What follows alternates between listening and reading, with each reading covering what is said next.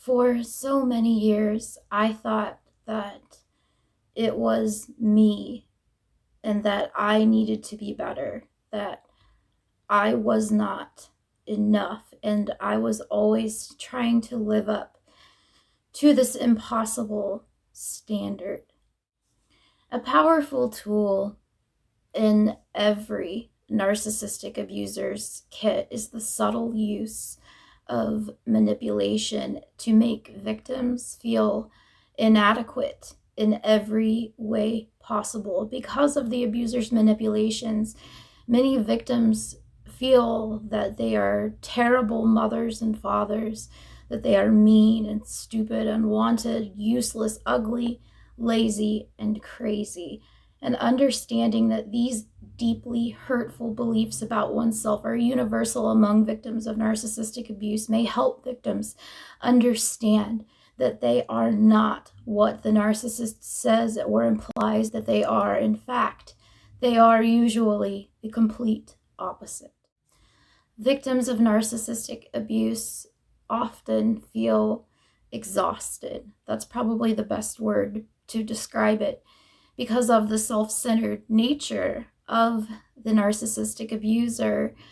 The victims are sucked into this universe where an abusive partner is at the center, and their life becomes about appeasing the narcissist. And often these narcissistic abusers will play the victim, they'll play the martyr, and that is done to ensure that the victims are so focused on the narcissist's feelings and needs, and that they simply don't have the time nor the energy to practice self-care or identify the abuse. And I was in a cycle of trying to make my narcissist happy while giving more and more and more and taking less and less and less.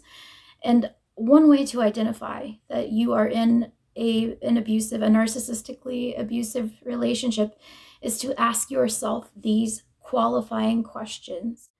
Are you regularly exhausted, fatigued? Do you suffer from poor sleep or sleep disturbances, night terrors, sleep paralysis, insomnia? Does your partner wake you up to fight with you, to yell at you, to have sex with you?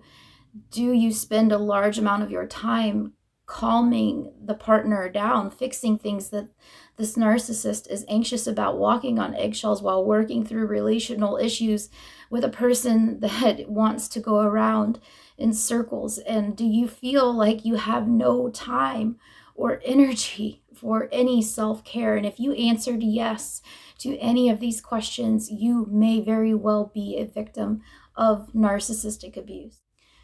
Narcissistic abusers are master manipulators.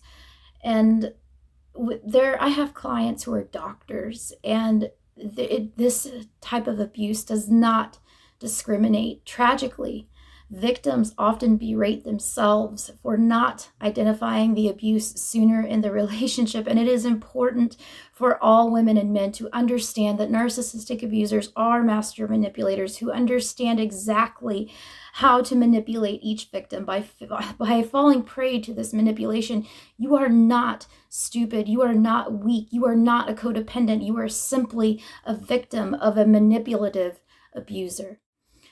Victims of narcissistic abuse can practice self-compassion, and when men and women experience this insidious form of relational abuse and trauma, they often fall into a severe case of post-traumatic stress disorder, and this includes sleep disturbances, exhaustion, eating issues, emotional mood swings, intense emotions, numbness, spiritual after effects such as confusion or loss of faith altogether.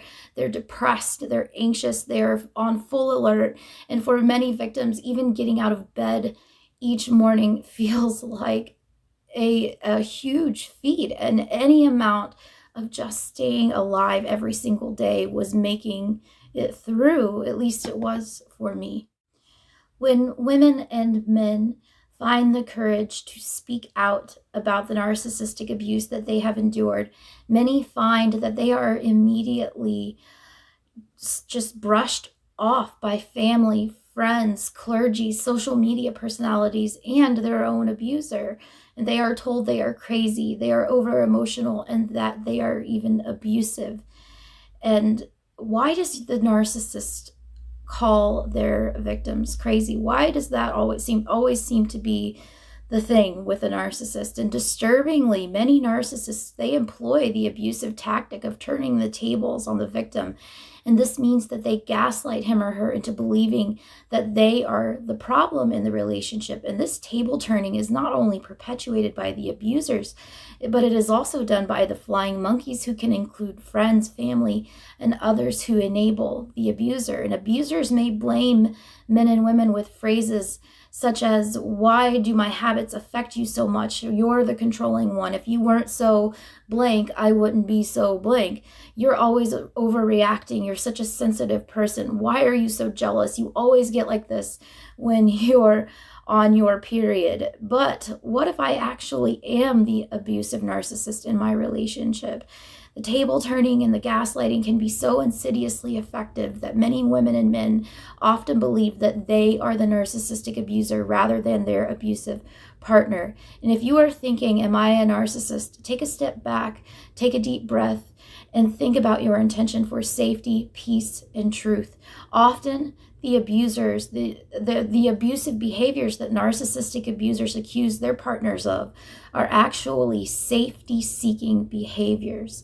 Perhaps you have checked your abuser's cell phone, and that was not to control, not to harm, but to secure the truth about his or her behaviors, because they won't tell you the truth. And perhaps you have reacted to the infidelity with anger, intense sorrow, or even rage. These are normal human reactions to betrayal trauma. Abusers will use your healthy human behaviors to make you believe that you are abusive and crazy. So how can you stay grounded in the reality that you are not crazy?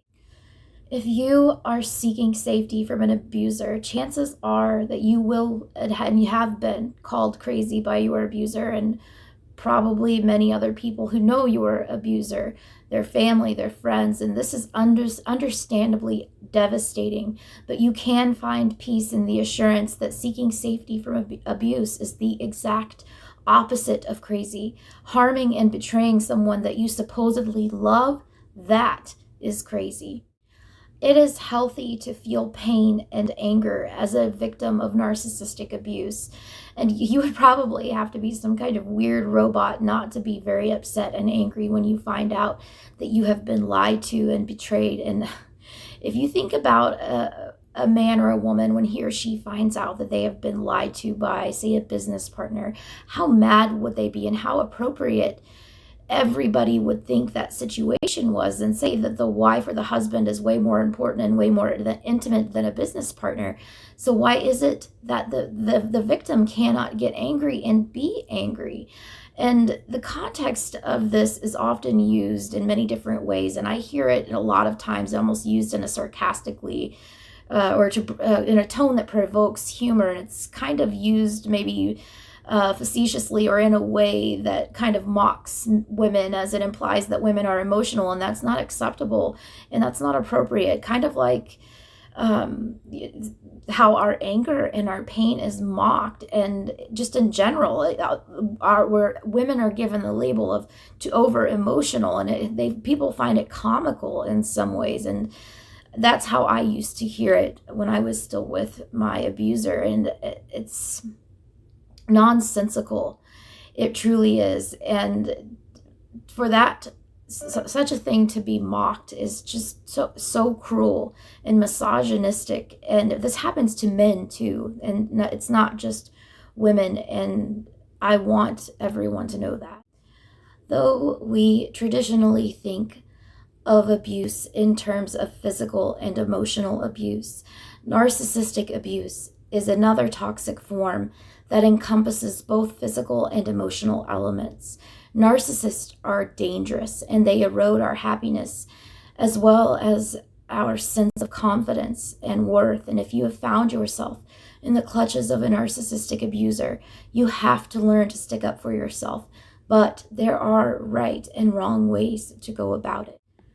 Giving a narcissist the heated emotional conflicts that they long for will only work against our ultimate goal to be free of the narcissist. The narcissist only cares for control and their own perspective. So we have to develop completely personal and independent ways of freeing ourselves from their clutches. Do not let the abuse of the narcissist undermine your worth